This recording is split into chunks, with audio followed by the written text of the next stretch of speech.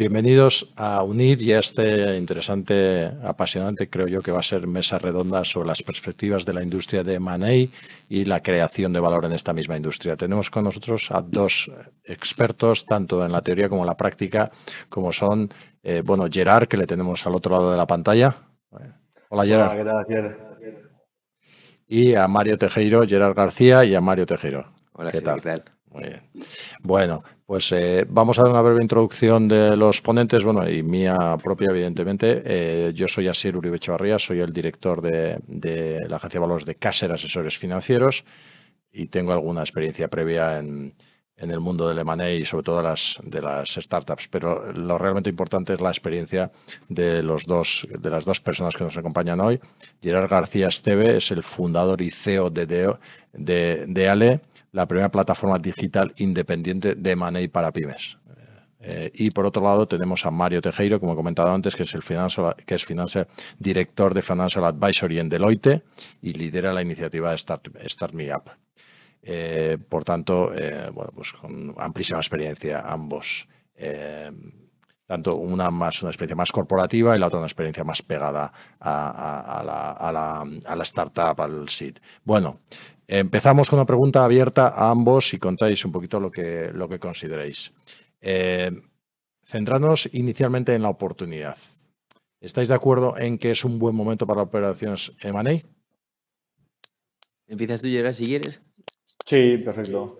Bueno, primero yo creo que hay que hacer hincapié en qué momento nos encontramos, ¿no? El 50% de las compañías PYME en España tienen propietarios que son mayores de 60 años. Gracias a esas trayectorias empresariales, los hijos han podido estudiar lo que ellos han querido y muchos de ellos no quieren volver al trabajo de la PYME industrial, del campo, agrícola, y quieren dedicarse a medicina, a otros aspectos, ¿no? Eso es lo que supone que hay un cambio demográfico en las compañías y, por tanto, un reto que es la transición o el relevo generacional. Eso se junta con un incremento de la financiación disponible, pues al final todo el capital disponible para invertir en este tipo de compañías que ha habido en los últimos años se ha multiplicado por 7 aproximadamente, y esto supone que hay como dos mundos que se tienen que encontrar y, por tanto, hay que facilitar esa transición, ¿no? En un contexto donde los fondos de capital privado han estado levantando dinero, fondos, y han comprado las primeras empresas, las más grandes, por responder concretamente a la pregunta, creo que es un muy buen momento, ¿no?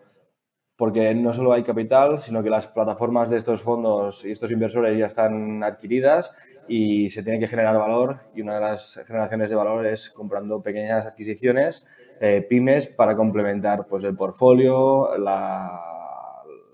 pues un poco lo que tienen el sentido a nivel territorial.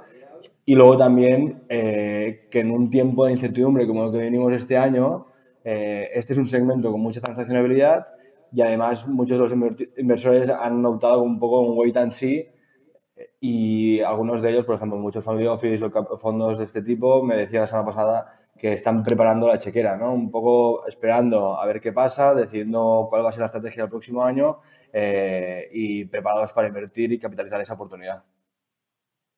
Pero, Mario, te iba a preguntar, ¿pero quién está realmente más interesado?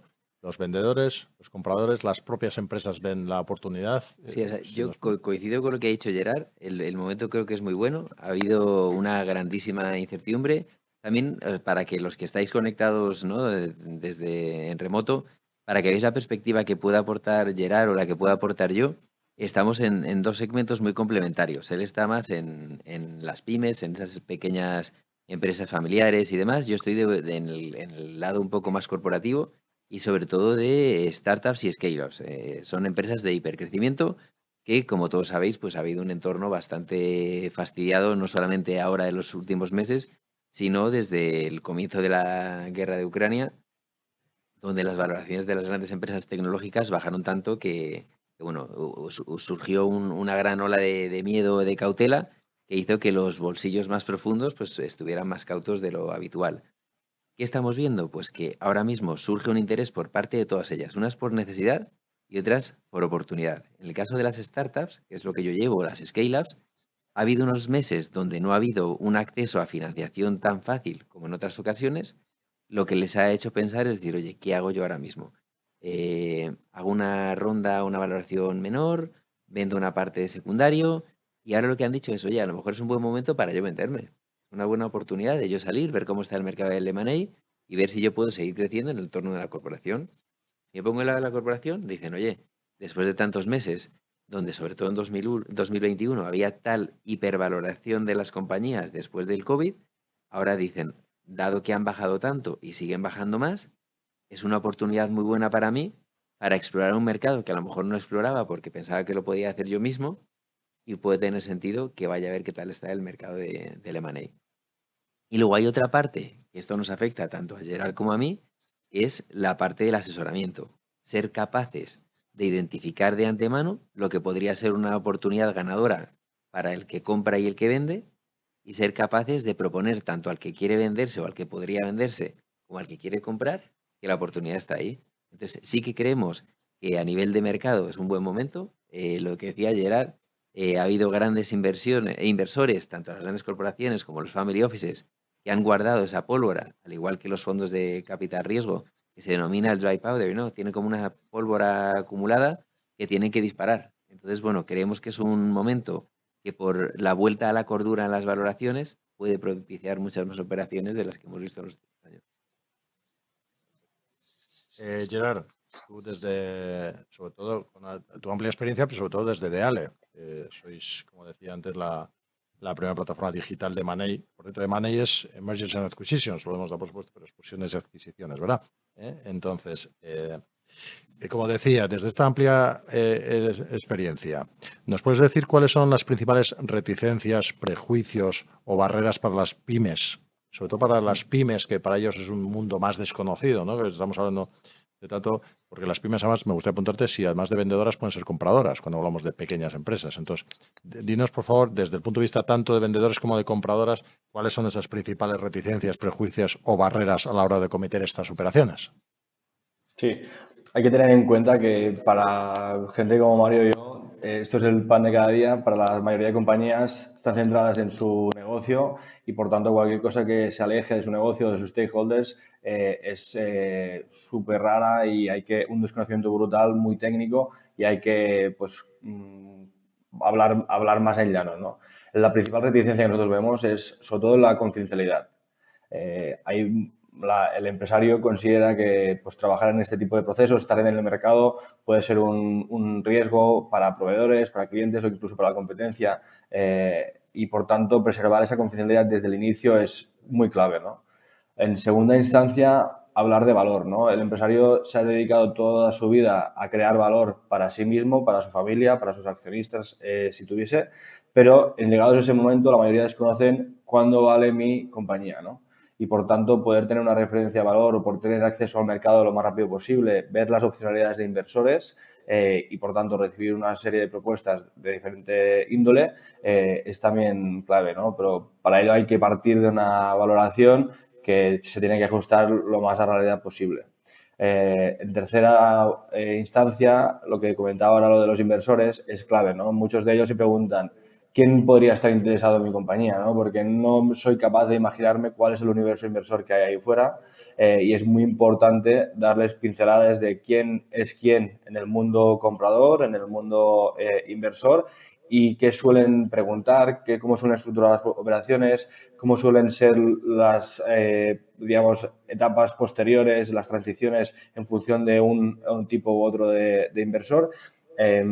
Ahí entraría también desconocer y tener certeza de cómo va a ser una estructura de pago. Me van a pagar el 100% y me voy a poder ir. Me van a pagar un porcentaje y luego cómo me garantizan el resto del pago. Y luego hay una serie de cosas que se van conociendo más allá durante el proceso, ¿no? Pues tipo los contratos, las garantías que van a poner, las cláusulas, y ahí nosotros lo que hacemos es poner en contacto a esas pymes con los mejores asesores y abogados para que pues tengan el mejor asesoramiento. Te diría que este es un poco el espectro de las principales reticencias, sobre todo del empresario más tradicional. Vale, perfecto. Pues muchísimas gracias. De todas formas, volviendo a lo que comentabas antes de la situación general, bueno, pues estamos hablando de una situación compleja en términos, vamos, políticos, con guerras, según las bolsas, pues parece que han resistido, las valoraciones, digamos, de lo que es el mundo tradicional, pues siguen otro camino. Pero ¿nos puedes describir un poco este entorno macro y micro general, tanto a nivel mundial como en España, y cómo afecta a las operaciones, Mario? O sea, el entorno macro sigue estando complicado. Realmente la incertidumbre es lo que paraliza realmente los mercados, sobre todo en cuanto a las adquisiciones de las compañías. Estamos viendo que sumado a la guerra de Ucrania se ha unido pues este último conflicto con Israel y Palestina. Entonces, bueno, eso aviva los miedos tradicionales. Hay determinados focos que están mucho más cautos, ¿no? Y puede afectar a determinados sectores, ¿no? ¿Qué es lo que vemos de otro lado? Pues en la perspectiva de las compañías tienen una necesidad imperiosa de seguir creciendo, ¿no? Hay una teoría que tenían antes que era, bueno, si yo quiero seguir creciendo o quiero generar nuevo producto, debería crearlo yo, ¿no? Yo tengo que, mi investigación, pues, mi I+D, tengo que ponerla en valor. Ahora son conscientes de que pueden buscar esa I minúscula, ¿no? Esa innovación que puede estar en otro tipo de empresas, ¿no? Lo que están tratando es de hacer una búsqueda, lo que ahora llaman el scouting, ¿no? De compañías que haya en el sector que puedan complementar sus actividades actuales de tal manera que puedan crecer de una manera más segura. O sea, en un entorno incierto, pues por lo menos saben que una compañía tiene negocio y están comprando negocios o bien positivos en cuanto a su flujo de caja o que pueden serlo, ¿no? A nivel, si nos fijamos en el entorno europeo, ¿no? Que es un poco el que más nos afecta a nosotros, vemos que existía una cierta calma por los fondos, ¿no? Los fondos de recuperación, los Next Gen que llamaron, que realmente ha ayudado a muchísimos sectores a su recuperación, a su digitalización, en algunos incluso una transformación total.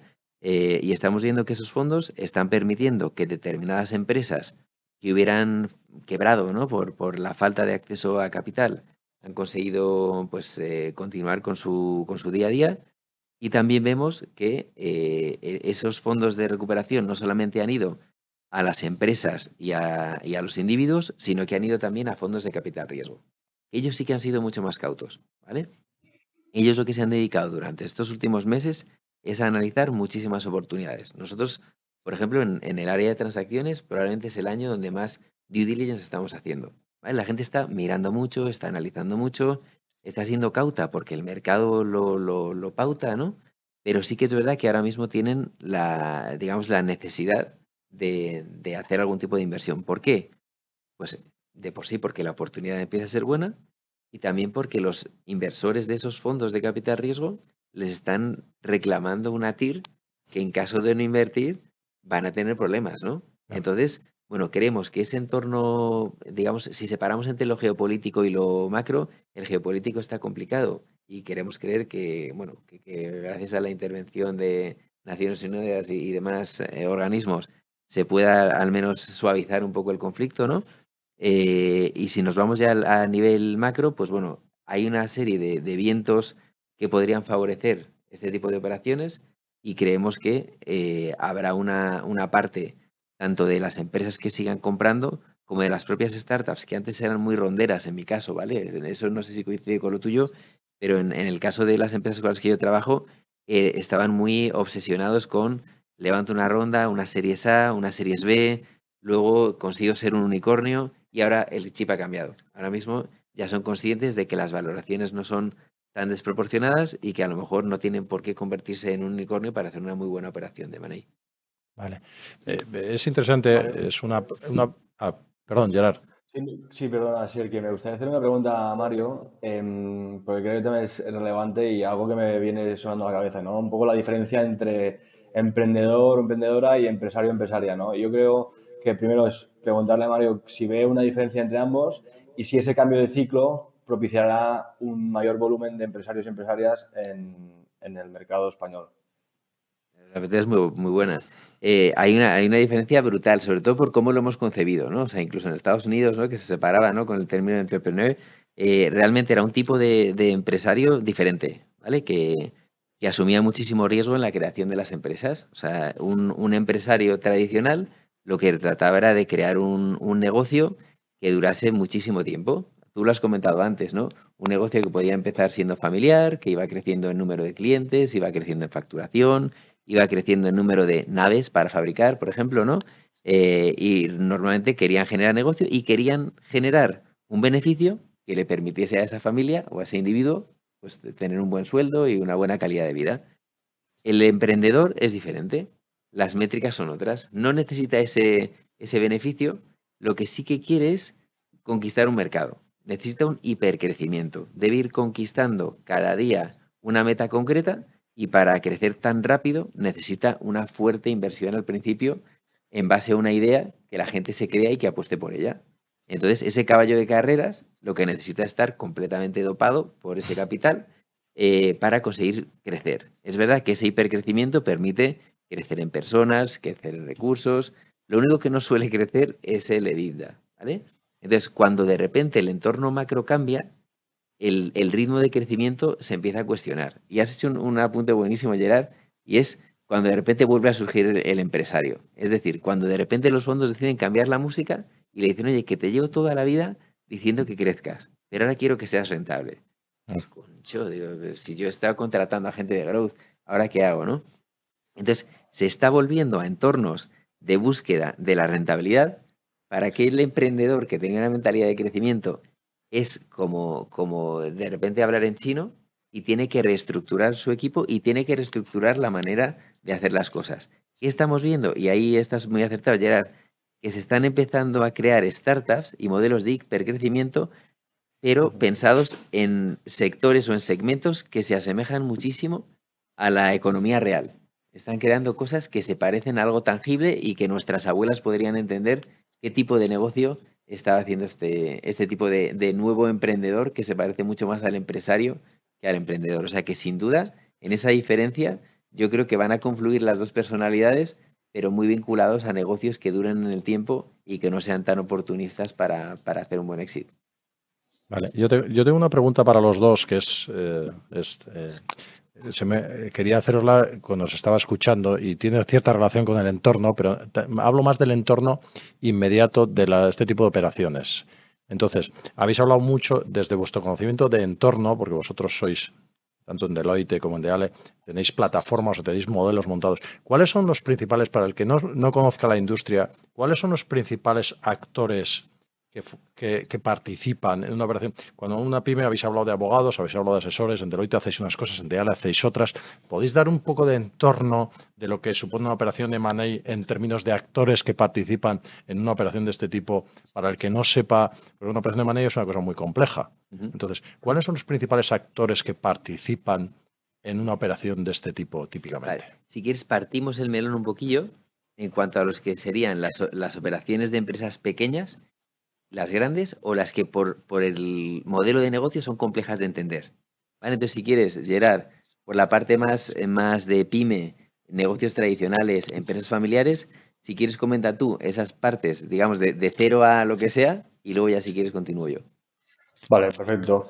Me gustaría también hacer un poco de contexto, que a veces pensamos que España es un país poco atractivo para la inversión, cuando es todo lo contrario, ¿no?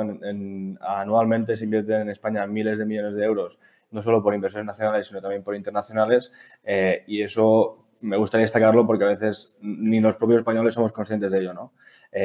Llegados a eso, a nivel más pyme, lo que hemos estado viendo con más actividad es los fondos de capital privado, aunque parece obvio, como decía, lanzando de diferentes fondos han tenido sus plataformas y una manera de generar valores vía crecimiento inorgánico, ¿no? En una reunión hace unos meses, en julio, hubo un fondo americano que me decía, mira, tenemos 80 empresas en portfolio, orgánicamente estamos creciendo en torno al 6-8%, inorgánicamente estamos creciendo casi al 20%, ¿no?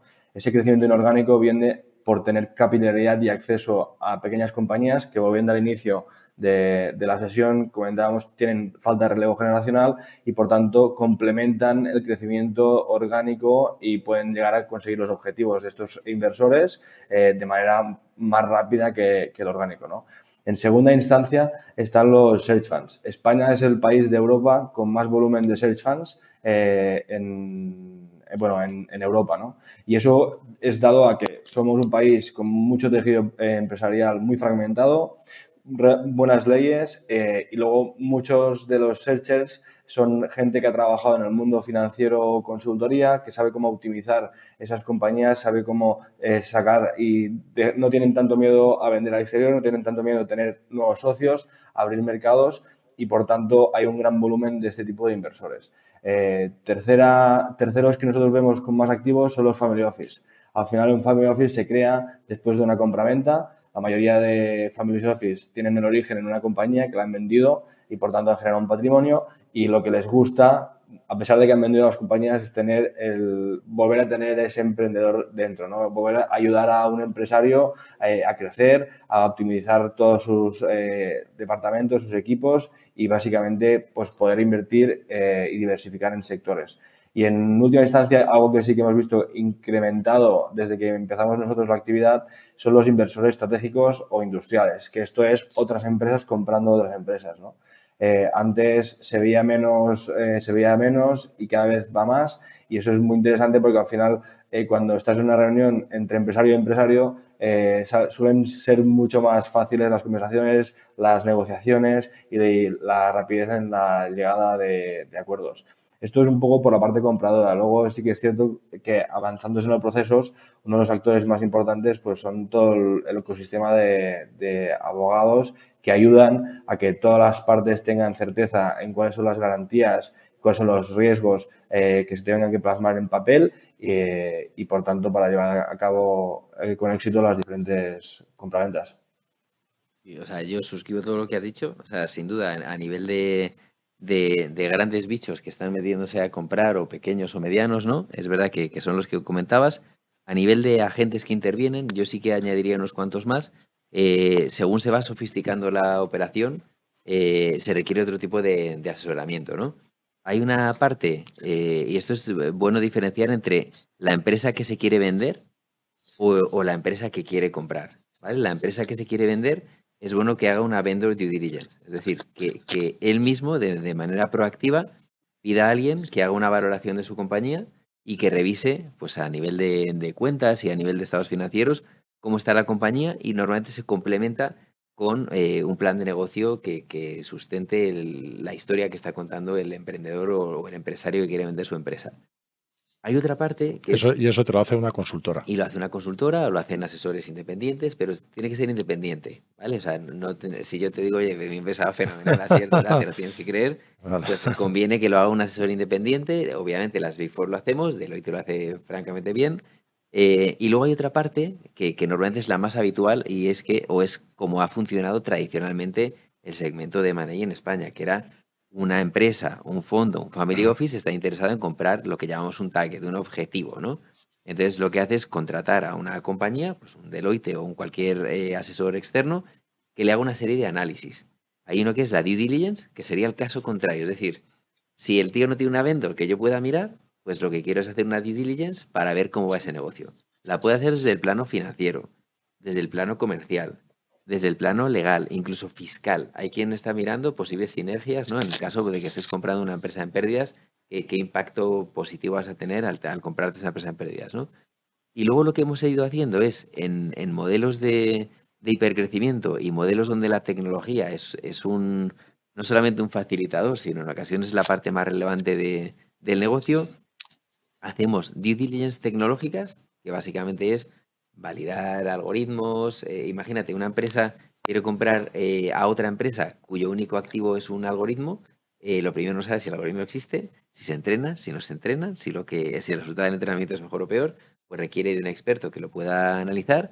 Y ahora mismo, en modelos, digamos, más startuperos, se utiliza un análisis que antes se utilizaba en medicina, que son los cohortes. Entonces, ese tipo de análisis que normalmente hace el seguimiento de los usuarios que tú captas, los que se te caen, los que recuperas, pues tiene una visualización muy similar a cuando las empresas de seguros miran los cuadros de siniestralidad, ¿vale? Y cómo evoluciona el pago de esos siniestros. Bueno, pues aquí lo que se trata es de analizar esos cohortes, y puede ser, no te digo muy complejo, pero muy diferente entre un modelo de negocio. Imagínate, un e-commerce es muy diferente a un SaaS o un marketplace. Entonces, lo que tratan los potenciales compradores es de entender el negocio en base a cómo fluctúan sus usuarios, cómo fluctúa su facturación, etcétera. Pues ese tipo de análisis es importante que se lleve a cabo. Luego hay otra cosa que pues desde Dili también lo hacen, que es el análisis en general del negocio, en los diferentes puntos. O sea, Dili lo bueno que hace es que sistematiza el análisis de las oportunidades y básicamente facilita muchísimo al que va a comprar el análisis de esa oportunidad, ¿no? Luego es verdad que se mete un abogado o alguien que remate, esto es como ya tirar a gol, ¿no? Está todo despejadito y ya el abogado pues se encarga de los contratos. ¿Qué ocurre en empresas que lo ha comentado antes Gerard, lo de si tiene o no accionistas, ¿no? O inversores? En el caso de las startups es un carajal lo del tema del cap table, ¿no? El Sí. famoso pacto de socios. ¿Qué ocurre ahí? Que requiere de la figura de un abogado o de un experto en pacto de socios para que sea capaz no solamente de decir qué porcentaje tiene Asier, qué porcentaje tiene Gerard, no, es si existen cláusulas de liquidación preferente, o sea, hay una serie de Ujú. condicionamientos que cuando uno se lanza al mundo del M&A tiene que estar completamente convencido de lo que va a comprar y de aquellos aspectos que pueden hacer que la operación no sea tan buena como inicialmente se había previsto. Entonces sí que es importante o bien tener gente capacitada dentro de la empresa o bien asesorarse con expertos en estos temas para que luego las expectativas que se ponen en una operación no sean frustradas. Vale. Muy claro. Por cierto, de Ale y Dili es lo mismo, digo, porque Sí, es Dili. estamos hablando Es que la versión a mí, española o la versión me empatizo mucho internacional. Gerard, esto es Dili, Dili. Entonces ya yo estoy utilizando la versión española, lo que tú me digas, de Ale o Dili. Ambos funcionan. Ambos funcionan, vale, fantástico. Bueno, Gerard, lo has apuntado antes un poquito, pero puedes profundizar un poco más en los tipos de inversores que son más frecuentes en España. Lo has apuntado antes, pero no sé si quieres profundizar un poquito en algo tan interesante como son pues, los compradores de este tipo de operaciones, ¿no?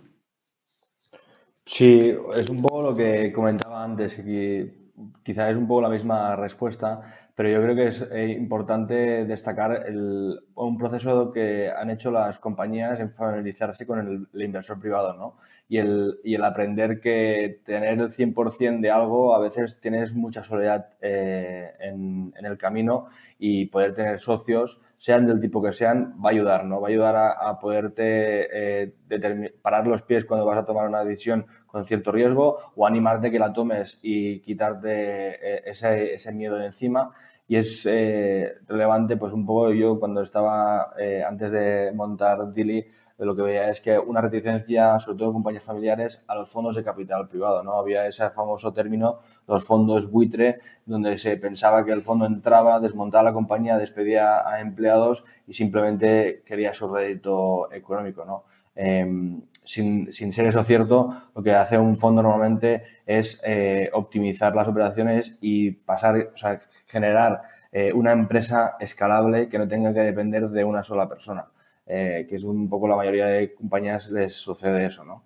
Entonces yo creo que los tipos es un poco la respuesta que he dado antes, y destacar sobre todo más familiarización, más educación financiera en este aspecto, y eso propicia a que se acelere y se hagan más operaciones.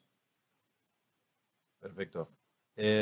Estábamos comentando antes, Mario, y me gustaría profundizar también en los factores más relevantes en este tipo de operaciones. Se hablaba del pacto de socios, el pacto de socios que es muy relevante cuando, vamos, en startups, luego yo entiendo en operaciones de money grandotas, pues ya no hay pactos de socios, sino hay otro tipo de modelos.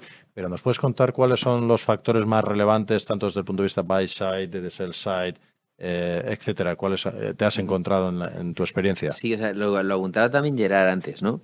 La diferencia siempre entre me vendo o me compran, ¿no? Llega un momento, y él lo decía también muy bien, y eso yo creo que independientemente de si eres empresa familiar o tal, tú estás acostumbrado a tu negocio y no estás pensando en vender. O sea, lo normal, si tu negocio te va bien, es que tú sigas haciendo lo mismo, que vayas creciendo, contratando más gente. Claro, y en el momento en el que se plantea una oportunidad de estas, lo que dices es, bueno, lo primero, me da cierto respeto ir al mercado. Entonces, él lo decía, en empresas más pequeñitas, el que se meta a un fondo, pues da un poco de reparo. Si tenemos en cuenta entre lo que sería un venture capital Un private equity, el venture capital, es al que normalmente recurres, que toma una participación muy pequeña de tu negocio y no interfiere para nada en la gestión de tu negocio. Por lo que dices, bueno, a lo mejor no me tengo que vender, cojo un poquito de capital por aquí y yo sigo creciendo y fenomenal. Y de vez en cuando, pues hablamos, le doy un reporting a él y a sus inversores, etcétera. Cuando se mete un private equity, lo que él decía, ¿no? Que la gente lo veía como un fondo buitre, es verdad que son oportunísticos y tal, porque buscan otro retorno, más allá de lo que sería la compra, y ellos sí que compran mayorías de las compañías y siempre quieren ejercer control. Es decir, que lo normal es que te pongan 3 o 4 financieros, ellos te dicen, oye, tú sigue haciendo tu negocio tal y como lo conoces, pero te voy a poner a 4 financieros. Claro, eso significa que no lo vas a hacer igual, exactamente igual que lo hacías, porque tienes que pedir permiso a la hora de determinadas partidas económicas, ¿no? Que antes no tenías que hacerlo. Entonces, ahí es cuando ya se plantea con posibilidad de un private equity, imagínate que ese private equity ya quiere comprar la empresa, o viene un industrial que quiere comprar esa empresa, ya lo que se establece es cómo va a pagar esa operación y qué le va a exigir al emprendedor o al empresario que haga en ese nuevo entorno. Antes lo comentaba Gerard, ¿no? El decir, bueno, lo voy a cobrar todo ahora, no lo voy a cobrar todo ahora. Bueno, hay un proceso, ¿no? que se denomina earn-out, ¿no? Es decir, bueno, tú entras en esta compañía que te está comprando, pero en ese mismo momento lo que te están diciendo es que exigen que tú te quedes en la compañía un tiempo para que se produzca ese traspaso de funciones, conocimiento de negocio, etcétera. Lo normal es que se haga un pago en el momento de la operación, que se lo suele denominar un cash out, es decir, que haya un pequeño dinero que sale de la compañía para que los empresarios o emprendedores tengan ese dinero en el bolsillo y tengan ese cierto reconocimiento, ¿no? Y luego se pautan una serie de hitos o de metas que se tienen que ir cumpliendo en el seno de la nueva compañía, y esos hitos o metas que se tienen que ir cumpliendo o puede haber desviaciones sobre ellas, determinan un valor futuro que esa empresa está dispuesta a pagar al emprendedor o al empresario al término del plazo que designen. Entonces, lo normal es que eso tenga ciertos ajustes, se denominan el upside y el downside. ¿Qué ocurre si hemos tenido unas metas pero tú las superas? ¿Te premio o no te premio? ¿Y qué ocurre si va peor de lo que habíamos definido en las metas? ¿Te castigo o no te castigo? Entonces lo que se trata es de encontrar ese equilibrio entre las diferentes curvas para que al final de ese momento el empresario emprendedor tenga unos buenos resultados económicos para él y que incluso pueda decidir si se quiere o no quedar en la empresa o decida que con ese último cash out que hace se va y se jubila, ¿no? Entonces es muy importante a la hora de ir al mercado, tanto cuando eres la empresa que va a comprar o el fondo que va a comprar, como cuando eres quien se está vendiendo, que se determinen muy bien esas condiciones, porque de eso va a depender no solamente la bonanza económica de la operación para unos y para otros, sino que va a depender el éxito de la integración de esa empresa pequeña en la empresa más grande, ¿vale?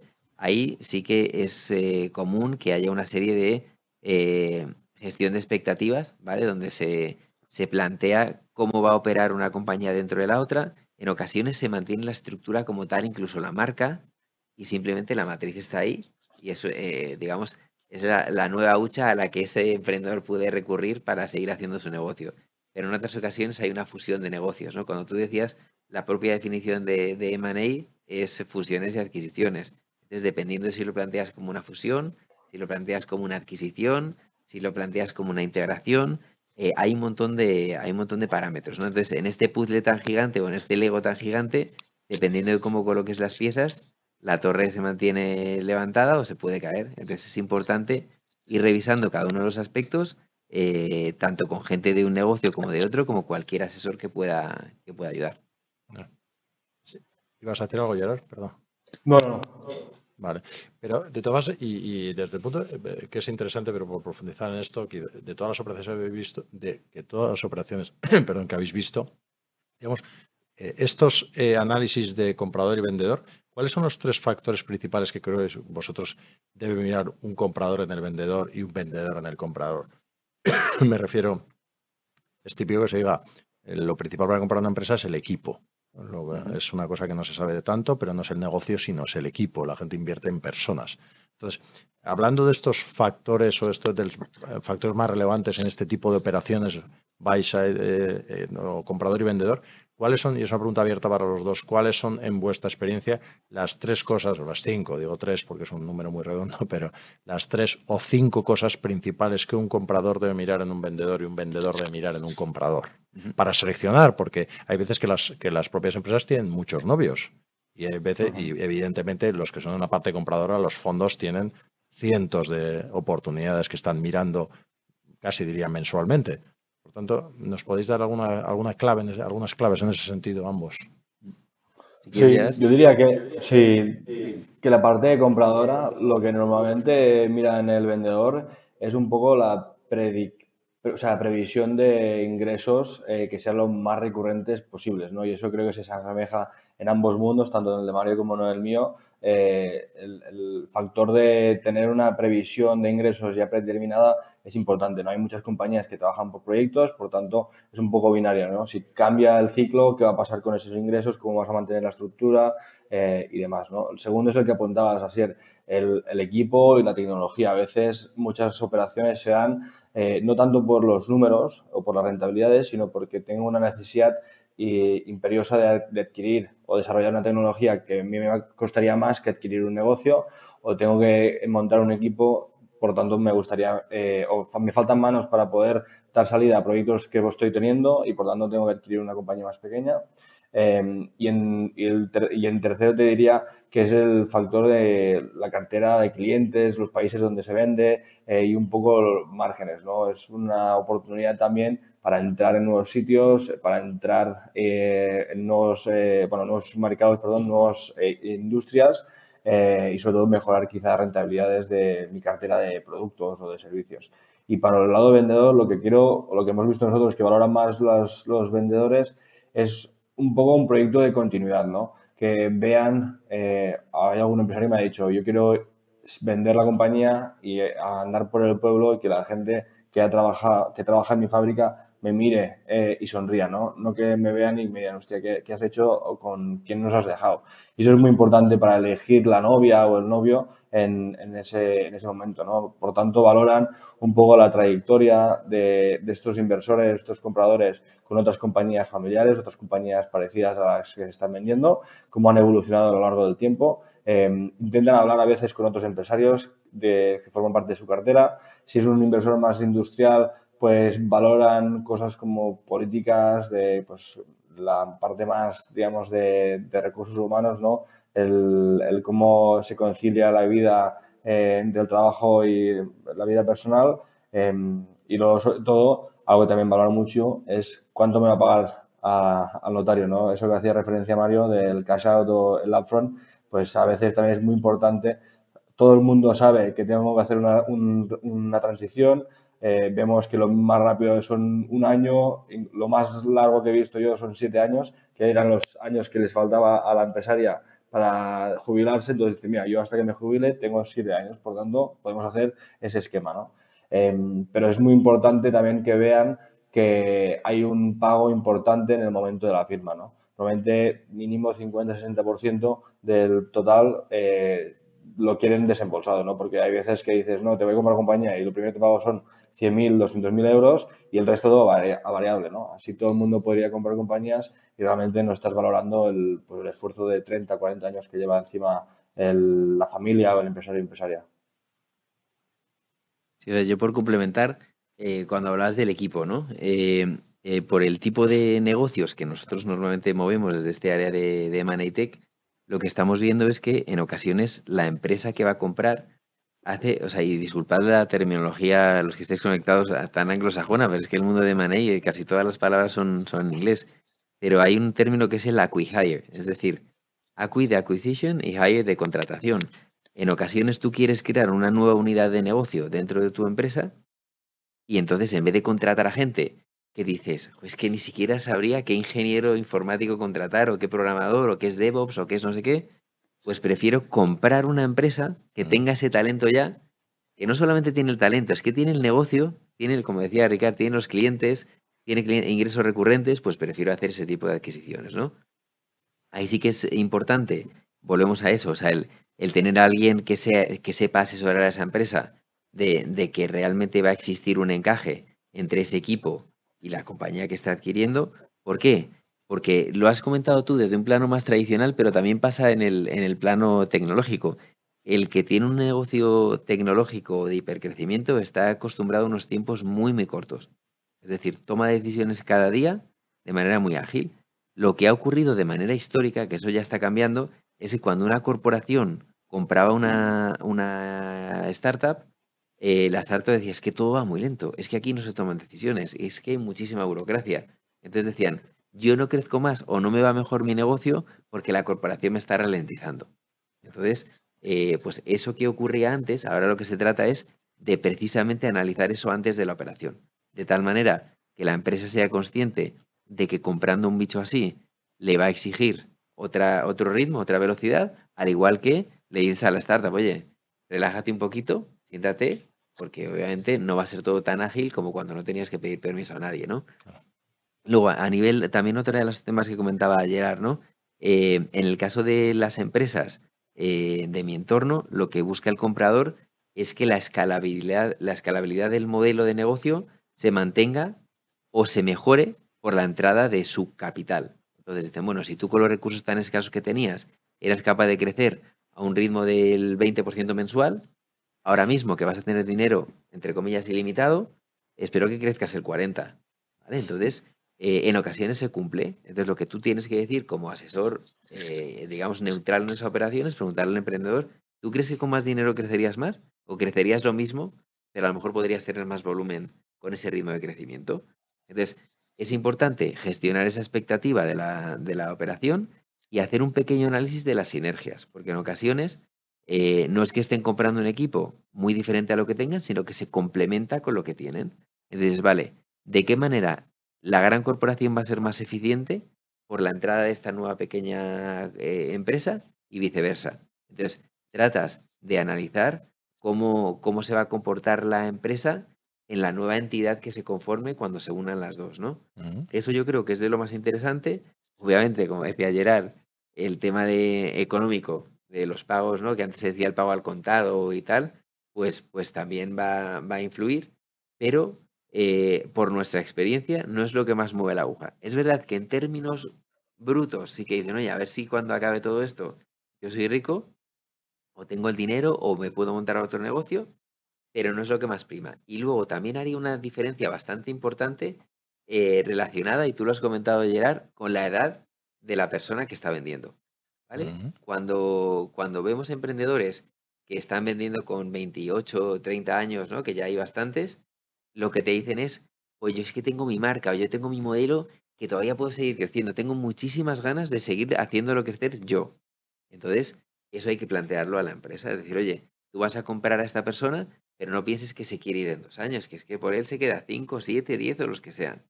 Y cuando se aproximan más a los 55 o una cosa así, ya te dicen, oye, a mí, si hay un Ujú. cash out el día del notario, yo esto lo envuelvo lo que queráis. Además te dicen, si quieres antes del notario, yo estoy, no sé, 6 meses y les voy explicando, pero que esto me pueda ir cuanto antes, ¿no? Entonces, sí que es importante esa gestión de expectativas que no solamente van a ser económicas, sino que van a ser de momento de vida de cada una de las partes, ¿no? Vale. En ese sentido, lo habéis empezado a apuntar y también es una pregunta abierta para ambos porque, insisto, en vuestra experiencia, ¿cuáles son los principales riesgos, bueno, riesgos en este tipo de operaciones? Y hablaremos de riesgos y oportunidades, pero me gustaría también que contéis, pues en este tipo de operaciones, dónde están surgiendo, cuáles son los famosos deal breakers, hablando, como decía Mario, de palabras anglosajonas. ¿Nos podéis contar en este tipo de operaciones dónde se dan y qué son los casos? Y si nos podéis contar alguna anécdota, algún caso curioso de alguien que desapareció de repente o que no fue a la firma o alguna cosa de estas. ¿Eh? Sí, pues mira, yo, bueno, por empezar, sobre todo los riesgos en compañías más tradicionales es que las pymes suelen ser como un one-man show, ¿no? Donde todo pasa por unas manos y el empresario es el que se encarga de comprar pues el producto que luego transforma, el que paga las nóminas, el que va al banco, el que busca la financiación, el que paga, o sea, es como el que gestiona todos los problemas, las ausencias, abre las instalaciones, cierra las luces, todo, ¿no? Entonces, hay un problema de escalabilidad. Entonces, cuando es uno de los principales riesgos que las compañías ven, y depende de si el negocio es muy personalista o no, puede ser un riesgo, ¿no?, para la operación. Ligado a esto, hay un factor muy importante, es que es la integración de una compañía familiar, ¿no? Hay una serie de procesos, de situaciones que es como las costumbres del empresario en ese entorno que se tienen que tener muy en cuenta cuando se integran este tipo de compañías, ¿no? Algo que apuntaba también Mario es el mantener o mantener las marcas, mantener o mantener los sistemas y demás. Y nosotros lo que hemos visto es cuando más independiente se mantenga después del cierre, mejor va a ser la integración, porque si tú entras y tratas de cambiar las cosas muy rápido, es algo que va a quemar la familia o la empresa más familiar, ¿no? Luego están todo el tema de las valoraciones y la transparencia entre las partes, ¿no? Cuando empiezas a hablar con un inversor como empresario, lo que mejor funciona es ser totalmente transparente con todo, libros abiertos, no solo en números, sino en situaciones, quién está en la compañía, quién cobra la compañía sin estar en el día a día del negocio, que eso es algo que es muy frecuente en las compañías familiares, cuántos gastos no asociados a la actividad hay metidos en la contabilidad, etcétera, etcétera. Cuanto más transparencia haya en ese sentido, mejor, pero también pueden suponer un riesgo, ¿no? Y en otra instancia, que es más de oportunidades, sobre todo es las sinergias que se pueden generar por tanto equipos, tecnología, mercados verticales que apuntábamos antes. También la oportunidad de profesionalizar con tu experiencia como comprador los departamentos que suelen ser un poco los cuellos de botella en todas las compañías, ¿no? Que es profesionalizar el equipo de ventas, que tengas un sistema de cómo llegar a clientes, cómo poner las órdenes de venta, bueno, los servicios, entregas y demás, que no, esto suele solo recaer en unas manos, por tanto la escalabilidad que decía antes. Luego está las finanzas, o sea, optimizar, poner sistemas que optimicen todo el tema de tesorería y finanzas. Y en última instancia el generar valor para los accionistas, ¿no? Algo que apuntábamos antes es la parte inorgánica, pues es muy importante, es una oportunidad para todos aquellos que forman parte de estas operaciones. Como anécdotas, pues yo os diría algo que es muy importante, es el tener ligada la financiación desde un inicio, porque a veces hemos visto, sí, hago la oferta como comprador, bueno, no pones sujeta a nada, pero hago la oferta, avanza todo, te bloqueo como empresario en exclusividades y llegado el momento de, vale, ahora hay que hacer el desembolso, oye, que aún no me han dado la financiación o la financiación me han cambiado los términos y no la tengo, ¿no? Cuando el empresario ha digerido esa operación, ya ha plasmado un poco sus próximos 6 meses, un año o lo que venga, pues se tiene que adaptar, ¿no? O, por ejemplo, en lo que hablábamos antes, el earnout, ¿no? Siempre se suelen garantizar o con un aval o con un seguro de reps and warranties y a veces ese aval corre a cargo del comprador, pues ya avanzado el momento, oye, que no te pago el aval. ¿Cómo no vas el aval? Estamos hablando que son precios en torno a 80, 150.000 euros, ¿no? Que a veces pues pueden mover la aguja. Esto lo hemos visto y al final lo que tienes que tener en cuenta o que tienes que hablar con empresarios es que esto es un negocio de 0-1. Hay veces que por mucho que la due esté acabada y que esté muy avanzada puede caerse porque de repente se pasa un tema de hospital y demás y hay un ghosting increíble, pero vamos, que con persistencia suelen cerrarse la mayoría. Vale, me han dicho, me han chivado que quedan 5 minutos. Podemos hacer 5 minutos largos, pero no mucho más. ¿Quieres decir algo? Es que tenemos que dar entrada a las preguntas Si quieres, entramos en las preguntas que tengas ahí de los que se han conectado. Vale, perfecto. Pues hay dos preguntas que son, yo creo que relevantes. Una, y os las hago. En realidad hay tres, si podéis mezclarlas, pero la principal es la última que os voy a hacer. Hay una con respecto al futuro de este tipo de operaciones, como lo veis. Muy relacionado a esta pregunta va toda la parte de SG, que yo creo que el futuro va por ahí, entonces no sé si podéis comentar algo. Y luego una pregunta que es importante que nos hacen es si daríais algún consejo o recomendaciones para las personas que quieran trabajar en el sector. Nos está escuchando evidentemente mucha gente que está interesada porque le gustaría entrar en el sector. Entonces, y ya con esto acabamos. Futuro, ESG y recomendaciones para las personas que quieren trabajar en el sector. Vale, pues si quieres incluso te hilo con alguna de las experiencias deal breakers que hemos tenido nosotros, ¿no? El tema de los ESGs o los ESGs Antes era algo bueno que pensar de vez en cuando, ahora es una necesidad imperiosa, ¿vale? Más allá del convencimiento que todos podamos tener acerca de la necesidad o no, es ya una imposición, va a tener pues una regulación específica, unas sanciones en caso de no cumplirlas, y hace aproximadamente un año, año y medio, en una ronda que se estaba produciendo de las más grandes de financiación del ecosistema español, se estaba cayendo la ronda porque el inversor alemán que se quería meter en la compañía exigió unos estándares de ESG que la compañía no tenía. ¿Vale? Entonces, esto que antes hubiera sido un tema menor, ahora es un tema mayúsculo y entonces tienes que tener en cuenta ese tipo de cosas, ¿no? Hablabas también de la parte de cómo vemos el futuro y de lo que tendría que hacer la gente que se quiera dedicar a esto. Para la gente que se quiere dedicar a esto, y antes de hablar del futuro y tal, creo que es fundamental conocer muy bien el mercado del M&A. El M&A es hiper amplio. O sea, hemos hablado hoy, yo creo que de un 0,1% de lo que puede englobar, pero hay una serie de cosas muy interesantes y en función de aquel aspecto que os pueda interesar más dentro de una transacción, que la transacción es muy larga, tú, así el que tienes experiencia, puede durar entre 9 meses, 10 meses, un año, ¿no? Pues es muchísimo tiempo y muchísimas cosas que se revisan. Hay planos contractuales que si sois abogados os puede gustar el lado legal del M&A. Hay temas fiscales que os pueden interesar por la parte de impuestos. Hay temas de conocimiento financiero. Si os gusta la contabilidad, pues mirar balances, estados de cuentas. Si os gusta más la parte de marketing y de mercado, pues el plan de negocio, ver un poco la evolución comercial. Tenéis también la posibilidad de lo que sería el mandato como tal. El mandato como tal es pura energía. Estás en un momento, es un combate de boxeo en el último round, donde cada día, y eso lo sabes tú también, Gerard, se te puede caer la operación. Esto vale para el que compra, para el que vende y para el propio asesor. Entonces, es un mercado que te requiere estar muy informado, estar muy bien conectado, tener muchísimos contactos, tanto en el lado de compra, en el lado de venta, en el lado de asesoramiento, porque a veces tu propio asesoramiento no es suficiente para una determinada oportunidad y a lo mejor tienes que ir con otra persona. Y básicamente leer mucho, porque además es un mercado que ha evolucionado en cuanto a su terminología, más allá de los anglicismos, su terminología ha cambiado pues con las liquidaciones preferentes y una serie de clausulados que se están metiendo. Y de cara al futuro del M&A, por no enrollarme y dejarle un poco de tiempo a Gerard también, somos optimistas en cuanto a que se van a seguir produciendo oportunidades. Creo que antes teníamos siempre en la mirada a los grandes players, las grandes compañías, con lo que se denominan los bolsillos profundos, que compraban, que siempre estaban dispuestas a comprar, ya fuera corporación o un gran fondo de private equity. Ahora estamos viendo un auge del mid-market, ese tamaño medio de empresas que antes no se hubiera planteado comprar y ahora sí que no solamente se lo está planteando, sino que está comprando mucho.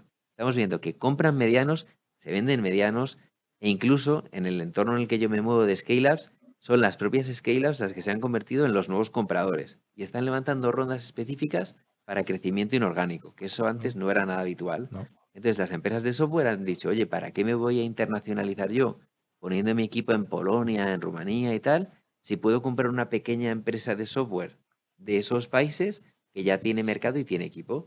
Entonces estamos viendo que ese futuro del M&A que nos preguntabas se amplifica en la medida en la que hay otros players. Es verdad que las operaciones a lo mejor son algo más pequeñas de las que leíamos hace algunos años en los titulares, pero en cuanto a número de operaciones yo creo que es un momento muy bueno. Perfecto, gracias. Gerard, para cerrar, Sí, pues yo empiezo por el final del orden de Mario. Un poco el futuro que nosotros concretamente vemos es que va a ser más digital. Al final va a haber un incremento del volumen y eso solo se puede sustentar de manera escalable con tecnología y, por tanto, para nosotros la industria en los próximos meses y años es plenamente digital, acelerada, donde los tiempos de cierre de operación se reducen por eso de la tecnología y, por tanto, más transaccionalidad y, sobre todo, más visibilidad, ¿no? A nivel de consejos, Mario ha hablado más de la parte técnico, yo añadiría toda la parte subjetiva, ¿no? Tenéis que ser personas muy curiosas, adaptadas al cambio y sobre todo muy flexibles, porque es un entorno muy dinámico donde por la mañana estás hablando de plástico, por mediodía estás hablando de reps and guarantees o de cláusulas en un contrato y por la tarde estás haciendo un cuaderno de venta sobre huevos de una compañía que está al sur de España, ¿no? Entonces es muy, muy, muy dinámico, eso implica pues adaptabilidad, Y un aspecto que también siempre me gusta destacar es la empatía, ¿no? Tienes que empatizar con todos los stakeholders, ¿no? Saber de qué manera hablas a un empresario o una empresaria, de qué manera hablas en una reunión con abogados, con financiadores o incluso con el socio con el que trabajes. Y al final, la parte más ESG, sí que es cierto que las pymes vemos un increciendo en este aspecto, pero no es algo que las compañías más tradicionales estén muy familiarizadas, ¿no? Aquellas donde la regulación en este aspecto es clave para su día a día sí que están más atentas, pero en general es una dinámica que vemos que no están muy convencidas o no han estado muy convencidas o muy familiarizadas y que paulatinamente, a medida que inversores exigen estos aspectos, se tienen que, a marchas forzosas, se tienen que adaptar. Perfecto. Bueno, pues lo tenemos que dejar así. Yo creo que nos hemos salido de tiempo, pero es que estaba siendo muy interesante. Y bueno, pues en todo caso, Gerard García, Mario Tejero, muchísimas gracias. Ha sido un enorme placer y gracias a todos por habernos escuchado en esta apasionante mesa redonda.